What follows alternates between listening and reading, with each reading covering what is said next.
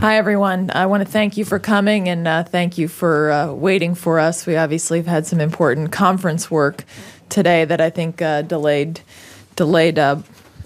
all of us, so I appreciate it. I am very honored to be here with my colleague, Senator McCain. Senator Graham, I know, is going to be joining us. Senator Chambliss, who is here with us, as well as Senator Isaacson, who I know is also going to be joining with us. And some of our members from the House who have been very strong and passionate about this. We've got Congresswoman Hartzler, Congressman Barber, and Congressman Scott. Most of all, I'm very honored to be here today to welcome Charlie Keebaugh and Master Sergeant retired Tim Stamy. I also want to thank Anthony Brent, a combat experienced JTAC, for being here, as well as a former A-10 pilot, Lieutenant Colonel William Smith, call sign Smitty. So thank you for being here, Smitty. You know, a lot of people inside the Beltway try to pretend to be close air support experts. So it is nice for us today to have some real combat experience, close air support experts here to speak truth to power about the importance of the A-10 when it comes to protecting our men and women in uniform on the ground.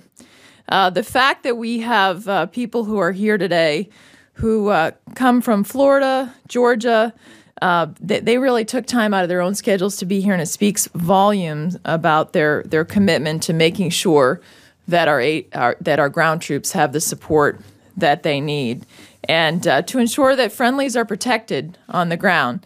Let me say briefly to introduce two of our distinguished guests who are here today. Charlie Keebaugh is the president of the Tactical Air Control Party, or the association. The TACP Association represents 1,300 Joint Terminal Attack Controllers, or JTACs, collectively representing unmatched close air support experience. These are the guys on the ground that are working with all of our airframes to ensure that our men and women in uniform get the support that they need, and that the shots that come in take out the enemy and not our friendlies. So they have incredible experience. Mr. Keebaugh served on active duty for 10 years as a JTAC and TACP instructor, and he saw combat as a JTAC deployed to Afghanistan with the 75th Ranger Regiment. Master Sergeant retired Tim Stamy is an Air Force combat veteran, Silver Star recipient, and former JTAC. He served in the Air Force for almost 22 years, including 14 years as a JTAC with extensive experience controlling a variety of aircraft in combat, including A-10s, F-15s, F-16s, B-1s, B-52s. He's seen it all, and he's done it for our country. We're really honored to have him here and have him to speak about the important role of the A-10 in protecting our troops on the ground. So I am very, very honored. Before we hear from our members and before we hear from Mr. Keebaugh and Master Sergeant Stanley, I want to say a few things. I've been fighting so hard for the A-10, and there's only one reason for that. I believe when we send our men and women to fight on our behalf, that they deserve the very best, and we have a responsibility to ensure we can do everything we can to bring them home.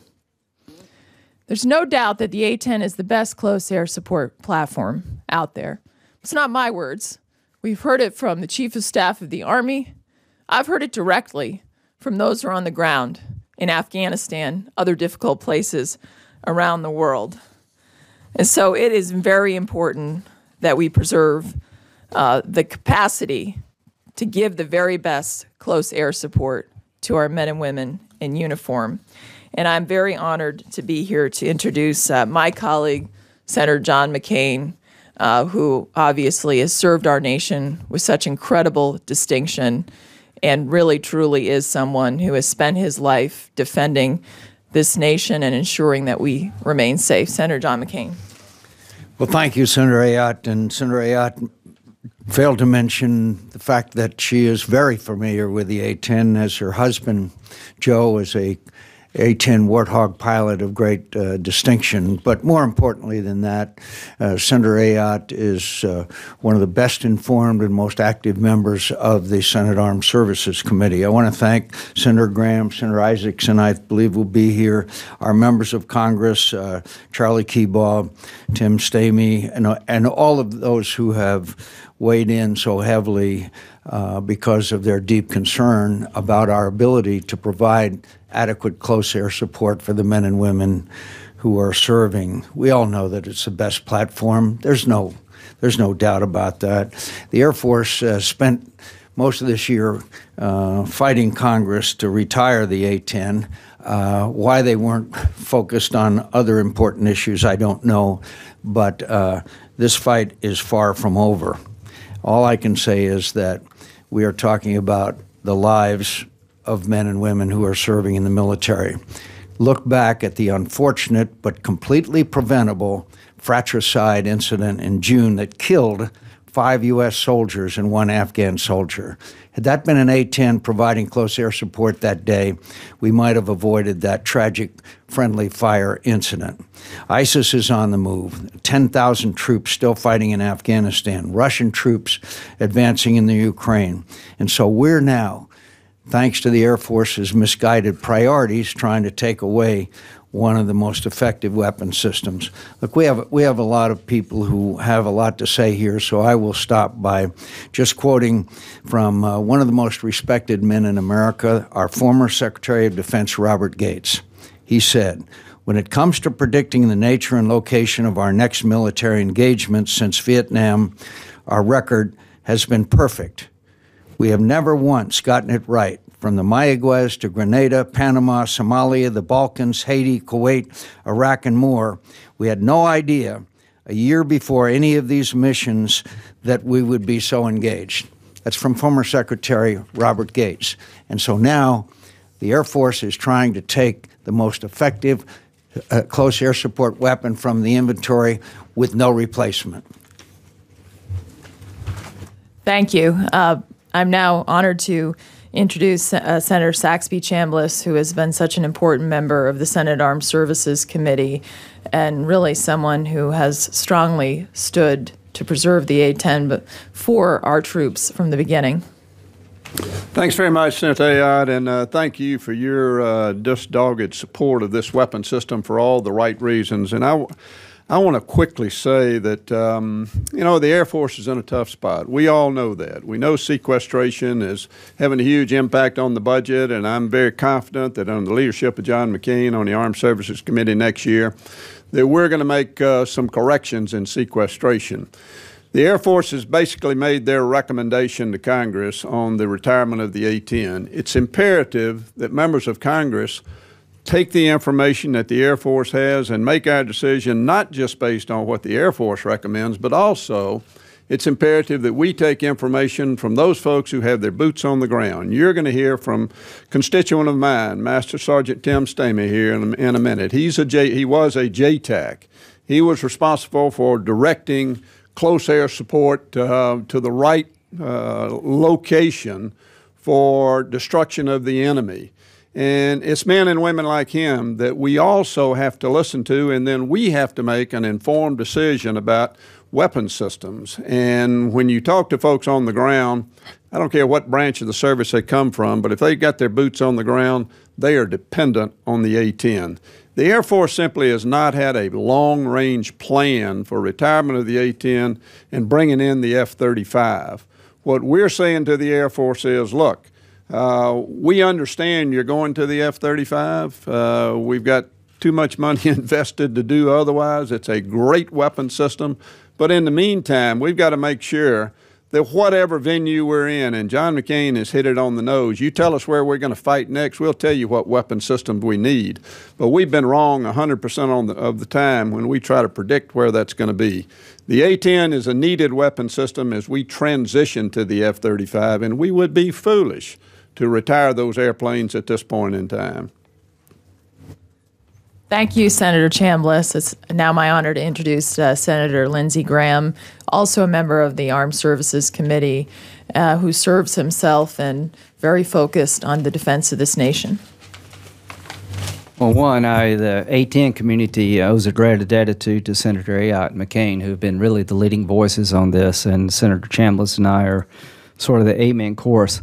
Out with the old, in with the new makes sense if the new is available to you. The A-10 has stood the test of time. I'll make a prediction. I know where we're going to fight next, in Iraq and Syria. Because if somebody doesn't fight these guys, they're going to continue to win. And there'll be no substitute eventually for an American ground component.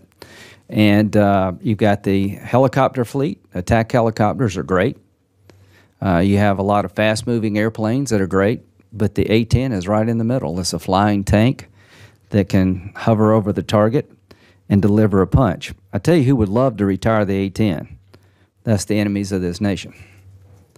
When they hear that thing coming, they try to get out of the way. So we're going to fight the Air Force because it's budget-driven.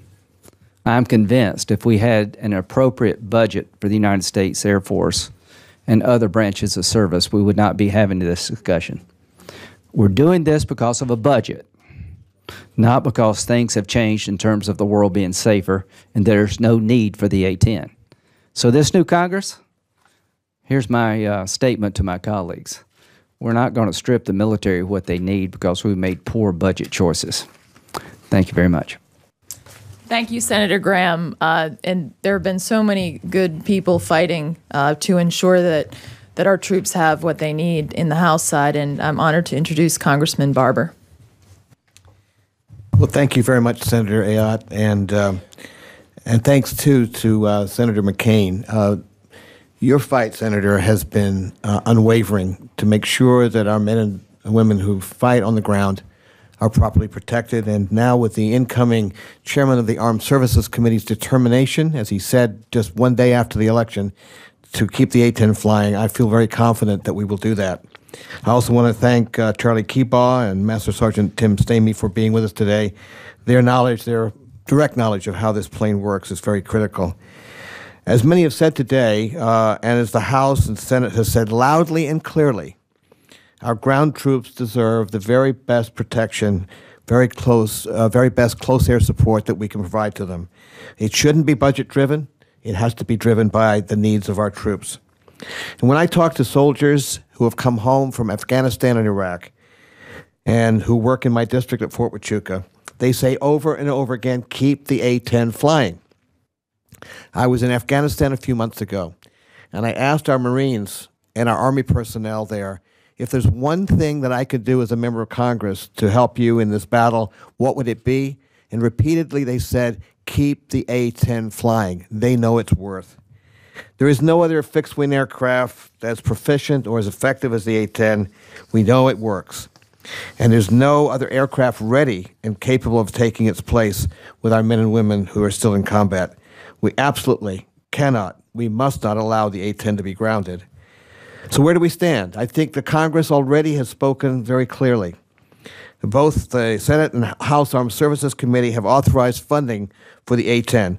Both committees have passed prohibitions against the divestment, and the House soundly rejected the idea of placing the A-10 into any type of storage. We won a major battle. My colleagues and I, Congresswoman Hartzler, Congresswoman Candace Miller, Congressman Scott, won a major victory when the House voted overwhelmingly to continue the A-10. Let's remember what that vote was. 145 Democrats, 155 Republicans said no to the Air Force because they believed that the troops needed protection. This is not a parochial or a partisan issue. This is a bicameral, bipartisan issue, and we're going to prevail. And I just want to say to the Air Force, any move by the Air Force to lessen the prohibition language or set up a false fight between supporters of the A-10 and supporters of the F-35 is going against congressional intent. Let me repeat that.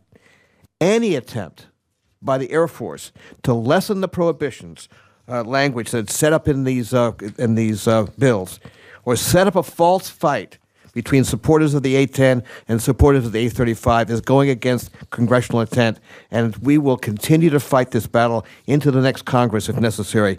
We are united in our determination that the men and women we send into battle will be protected by the best close air support system available to them, and that's the A-10. And I want to thank my colleagues for joining me in this battle, and thank you, Senator Ayotte, for bringing us together today. Thank you so much, Congressman Barber, and I'm very honored also to be here with Congresswoman Hartzler. Thank you. Thank you, Senator. Thank you, my colleagues, and appreciate everyone here who's standing strong for the A-10.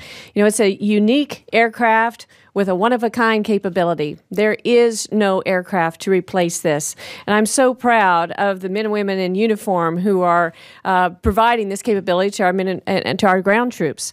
I have a unit in my district, the 442nd, that just returned from a year in Afghanistan with the A-10s. They were flying 24/7 operations. They came back with bullet holes in their A-10s. They saved lives. And our Air Force deems that it's still important in the Afghanistan conflict to have this aircraft, yet on the other hand, they're trying to divest it. It is wrong. We need to keep this capability, and that's why we've worked so hard in the House and in the Senate to keep it in the NDAA. We have spoken clearly. We are representatives of the people. We talk to the troops. We talk to those who fly this aircraft. We understand its importance. We found funding for it. And now we will not accept anything less than maintaining it for at least another year in this NDAA. And so I'm proud to stand here with my colleagues on behalf of this very important asset for our military, and hope and pray that it will prevail for the future of our security. Thank you. Thank you so much. And now I'm honored to introduce Congressman Scott, also a strong advocate for the A-10. Thank you. Thank you, Senator. And, Secretary Hagel and General Dempsey are testifying before the Armed Services Committee right now about the potential actions in Iraq, Syria, and other areas of the Middle East. And we're using this weapon system right now. It works. It is the best at what we need to provide for our men and women in close air support. The Air Force's proposal is to get rid of the system that is working right now and being used right now in the hopes that we'll have a system that would actually be based 6, 7, 8 years from now. We understand that as time goes on, the A-10 will be replaced with the F-35. But it makes absolutely no sense to take a weapon system away that works perfectly good right now for the fights that we're in right now, based on the promise that we'll have another weapon system in 5, 6, or 7 years. When the F-35 starts coming off the assembly line and we start to base the F-35, then I'll accept that at that stage the A-10 will be replaced with the new weapon system.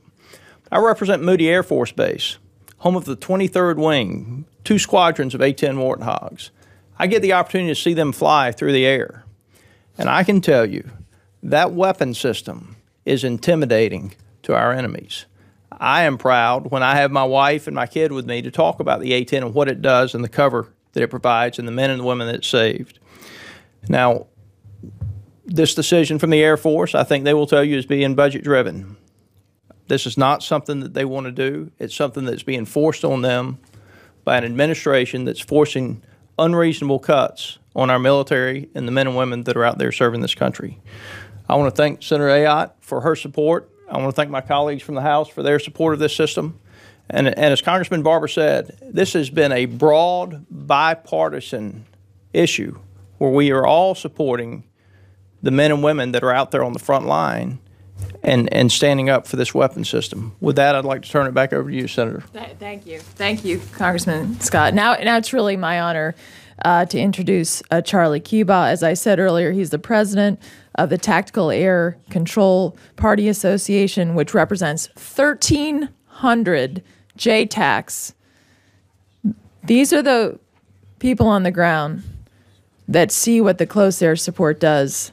They're there working with our troops, and I'm really honored to have Mr. Cuba here today. Thank you. Thank you, Senator. First off, Senator Ayotte, you and your staff are amazing. We know that you guys understand the importance of this issue. It will save lives. So we thank you for your efforts. Members of Congress and the Senate, same to you. We thank you guys for your efforts. Senator McCain, I saw him speak at Colonel Bud Day's funeral last summer in Fort Walton Beach. Colonel Day is a Medal of Honor recipient. So to hear his explanation of their relationship, it was completely life-changing, and it's something I won't forget. As Senator Ayotte said, I'm Charlie Keebaugh. I'm the president of the TACP Association. I served on active duty for 10 years. I've now been out 10 years. I've been the president of the TACP Association since 2010. Since then, we've raised about $1 million for the families of our fallen. And of course, this issue, we're very concerned about it because we don't want to have to raise money for more families of our fallen. So today I speak to you from the standpoint of the president of the TACP Association. We've got 1,300 guys on active duty and in the Air National Guard serving as JTACs. As you can imagine, they've been asked to not speak on the issue. We've also got about 2,000 former JTACs that are now retired or out of the service. So collectively, we've got hundreds of years of combat experience, and we are the largest group of JTACs on the planet. Hopefully everyone here knows what a JTAC is. It's a Joint Terminal Attack Controller. A service member on the ground who is charged with taking the ground commander's scheme of maneuver, taking all the air assets that are available, finding the enemy, and then putting those air assets onto the enemy and having all of your team come home with you. In Afghanistan, I was, I think, 25 years old, a lone Air Force guy attached to the 2nd Ranger Battalion, so often out with a team of 8 to 10 guys. Thankfully, all my brothers came home. We had great support from A-10s and other assets. But it's truly a game changer to have the A-10. And I love Senator Graham's statement. The enemy would absolutely love the A-10 to go away. They're probably building campaign posters right now as we speak.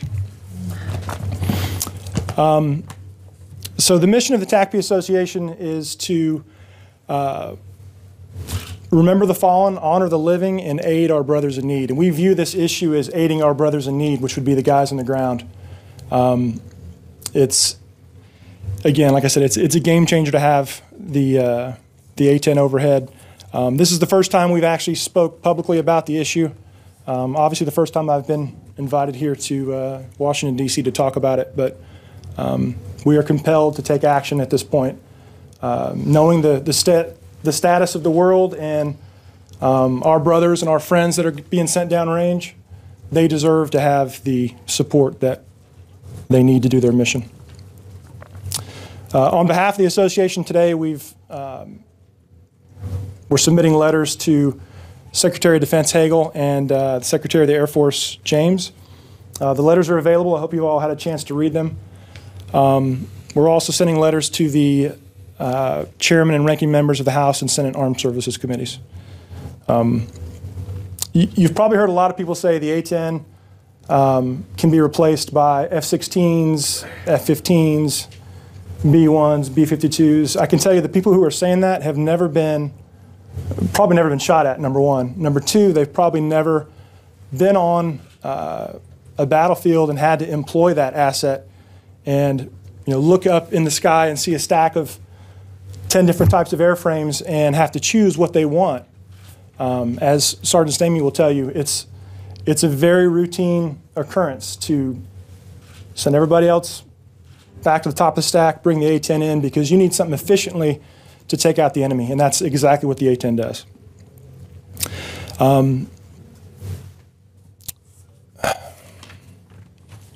Last October, which was about a month ago, we had our annual reunion and memorial in Fort Walton Beach, Florida. We bring the families of our fallen, their children, and we hold a ceremony and then have a week-long event of celebration for the service of their fallen family member. During that event, we put the question out. Again, like I said, no one was allowed really to talk about the issue, but we put the question out: do you support the Air Force's plan to divest the A-10. As you can imagine, 100% said absolutely not. 100%. We also posted an online poll. We had a couple guys that just felt like arguing, but again, over 99% in that poll were against divesting the A-10. So we'd like to make a direct appeal to Secretary of Defense and the Secretary of the Air Force to really take a hard look at this decision. Our guys on the ground deserve and need the A-10. We'd also like to offer a 30-minute sit-down. I can have a dozen JTACs here tomorrow. Well, maybe not tomorrow. Maybe within a week.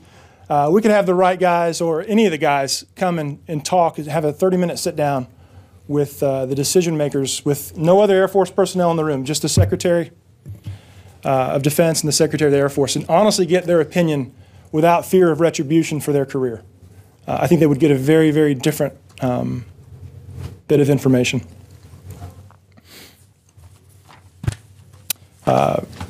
In closing, we just celebrated Veterans Day, and as everyone up here has said, our men and women deserve the best support we have to offer. The guys in the A-10, they train to the fight. They know exactly what the guy on the ground needs. You will never see a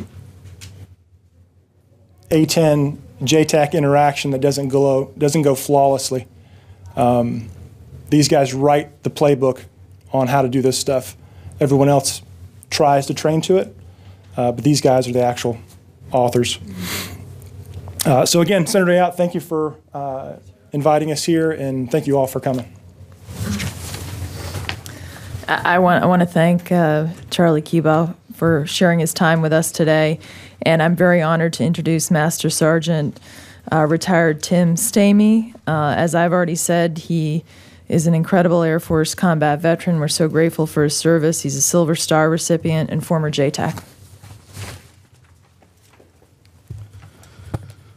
I know you've been sitting here for a while, and I'll have to apologize straight up front. I'm just a crusty old Master Sergeant. This isn't going to be eloquent, but it's going to be from the heart.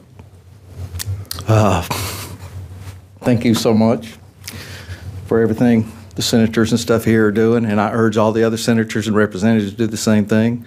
What the Air Force is doing, in my opinion, is a travesty.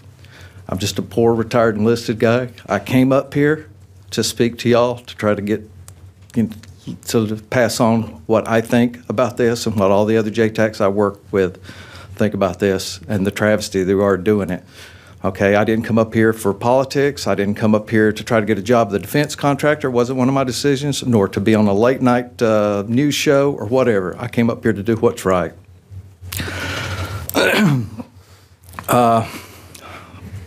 Like she said, I'm retired Air Force Master Sergeant Tim Stamy. I was one of the first JTACs into Afghanistan after 9/11. I was one of the guys initially anyway, running around with a beard, long hair, riding horses. Prior to that, in the 90s, I actually went and taught at the B-1 and the B-52 weapons schools on teaching them to be able to drop bombs, 4 guys on the ground, behind enemy lines in a TGO operation. Not a close air support, a TGO. No integration with the scheme and maneuver of the battlefield, just to drop the bombs out there for us. I know their limitations and what they're capable of. I've controlled 16s, 15s, A-10s, AC-130s, B-1s, B-52s, F-18s, foreign aircraft. I've controlled lots of aircraft. As JTACs, if you cut me, I bleed green. Okay, I may be retired Air Force, but as JTACs, we go from Army post to Army post. We're attached to every Army combat unit. I spent the majority of my time with Special Operations attached to Special Forces Green Berets. And we live with those guys. We fight with them. They're my brothers. okay? And those guys that are out there doing that are enlisted guys, okay? And 90% of them come from middle-class families. They just have a high school education, and their parents happen to be the people that are supporting or doing the preponderance, pay the preponderance of the taxes for this country. And I wish the other senators and representatives would think about that and who this A-10 really supports. It's those guys. The A-10's not sexy. It ain't pretty when it flies over, but it's big and ugly, and it does what we need it to do. Charlie was talking about, the A-10 coming in there as a JTAC, and I've got aircraft stacked up, which, at times you can get plenty of them if you're the only one needing the air to come in. You'll pick and choose which aircraft you want to bring in first. And we got a thing, you shoot the 50-meter targets first, the ones that are closer to you. And I will bring in the A-10 every time to get the close targets to me and then work the other ones out. Why? Because it's the safest. It's the safest for us. It's the best at what they're the best at that. That is their mission, close air support.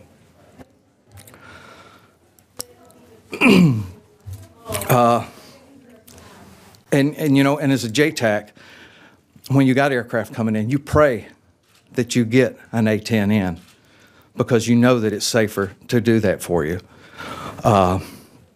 And nothing other than our Father in heaven reassures and protects the friendly forces and scatters the enemy like an A-10. None of them.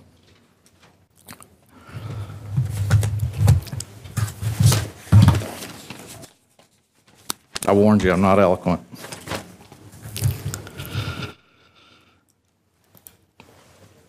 A lot of the other aircraft can do CAS, but it's not their number one role. They have multi-missions that they have to do, so they don't spend as much time training for it. The pilots don't, and their aircraft are not as capable. The A-10 has a titanium tub which protects the pilot. The jets are situated over the rear horizontal stabs, okay, to protect it from being shot down with bullets coming in.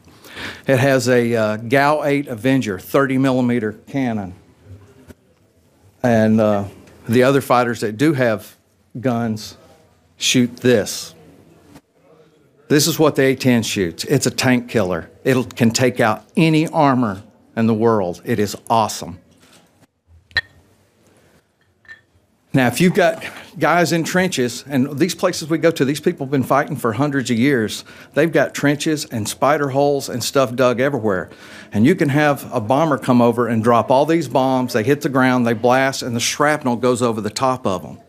But that A-10 can get down in the dirt, and he can strafe those trench lines. And I know this ain't what you want to hear, but you know what? Combat isn't what anybody wants to see or hear.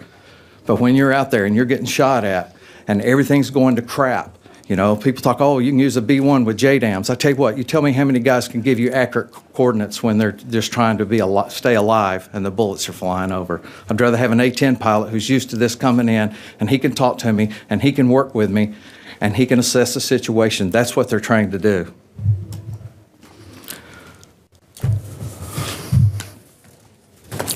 Other things with the A-10s that they're trained to do, the pilots are trained to do, the other pilots aren't trained to do. JATs, Joint Air Attack Teams, and that's working with helicopters. None of the other aircraft practice that with the Army, but the A-10 does. Flying with NVGs, night vision goggles. I've flown in F-16s before. You try to see something on the ground flying at those speeds, you can't do it. It's a blur. But the A-10, he can sit up there, he can fly low and slow. They'll tilt over and fly like this so they can see out the cockpit. And not only that, instead of showing up with 20 minutes of playtime, for you to 20 minutes of playtime. Playtime is how much time that he has to spend with you before he's out of fuel, bingo, and has to RTB, return to base. A-10 shows up, he's going to have 50 minutes to an hour of loiter time. That's huge.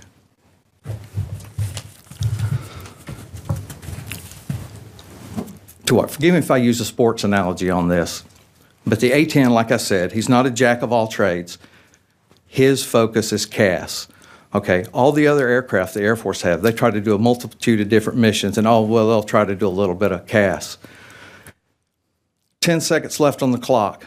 You're on the 40-yard line, okay? You're behind by 2 points, and you need to kick a field goal to win the game. You know what? The quarterback, he did punt, pass, and kick competition when he was, in high school. Are you going to send him out to kick the field goal? No, you're going to bring your field goal kicker out there because that's his job. That's what he does for a living.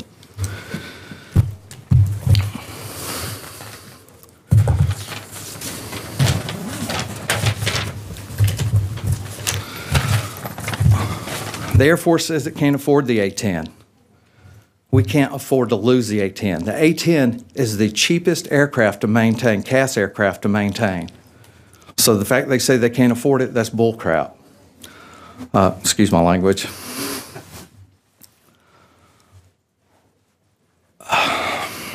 I keep in touch with all my brethren. And I tell you what, they all feel the same way I do. And there's so many of them that's lives have been saved by A-10s, that and the grunts that we work with. It's, I can't believe, it's incredible that we're even talking about this. The world's too volatile and unpredictable right now, wars and rumors of wars. Putin and what he's doing over in Ukraine, and we're looking at getting rid of this CAS aircraft when we don't have anything that can come anywhere close to doing what it's doing and not going to have for years and years and years. It's insane. Historically speaking, we've always planned to fight the next war the same as the war we just got through fighting. And I'm going to tell you right now, CAS, when you get in a deciduous environment with trees and everything, is much harder to do than it is in the desert. Everything's open in the desert. It's a lot easier.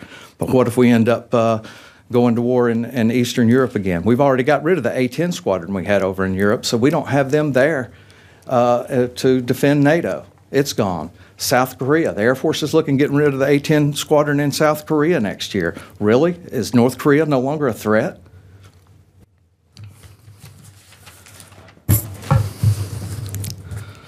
I just urge Secretary of Defense, the Secretary of the Air Force to do the right thing and listen to JTACs without any repercussions to them, because let's not fool ourselves. You know how that works. And I urge the rest of our senators and our representatives to do what the good senators and representatives are doing here, and that's to save the A-10 in order we can save the lives of the poor guys on the grunts on the ground that are living and doing this. Thank you, ma'am. Thank you.